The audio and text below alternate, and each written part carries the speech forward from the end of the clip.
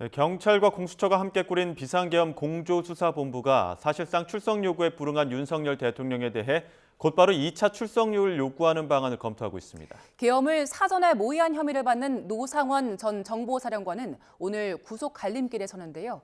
취재기 연결해서 자세한 내용 알아봅니다. 윤태인 기자. 네, 경찰청 국가수사본부입니다. 네, 윤석열 대통령 수사와 관련해서 공조본이 출석 요구한 시한이 오늘까지였죠? 네, 앞서 공조부는 오늘 오전 10시까지 공수처로 출석하라는 내용의 출석 요구서를 윤 대통령 측에 전달하려고 했는데요. 대통령실과 관저에 직접 전달하려고 했던 시도는 물론 우편 전달도 미배달과 수취 거부로 불발됐습니다. 윤 대통령 측 역시 공조본의 출석 요구에 대해 오늘은 아니라고 선을 그었습니다. 공조본은 대통령 측이 우편을 수신하지 않았어도 이를 인지했다고 볼 수 있고 그에 대한 답도 냈기 때문에 1차 출석 요구서 불응으로 본다는 판단을 냈습니다. 공조본은 윤 대통령에 대한 2차 출석 요구도 검토 중인데 원래 출석 시간이었던 오늘 오전 10시 이후에 결정하겠다는 방침입니다. 윤 대통령의 직접 지시를 입증하기 위한 주변 인물 수사도 이어지고 있습니다. 공조본은 어제 조지호 경찰청장의 보안폰 관련 서버 자료를 확보하기 위해 대통령실에 대한 압수수색에 나섰는데요. 경호처가 수사관들의 대통령실 진입을 허가하지 않으면서 결국 빈손으로 돌아갈 수밖에 없었습니다.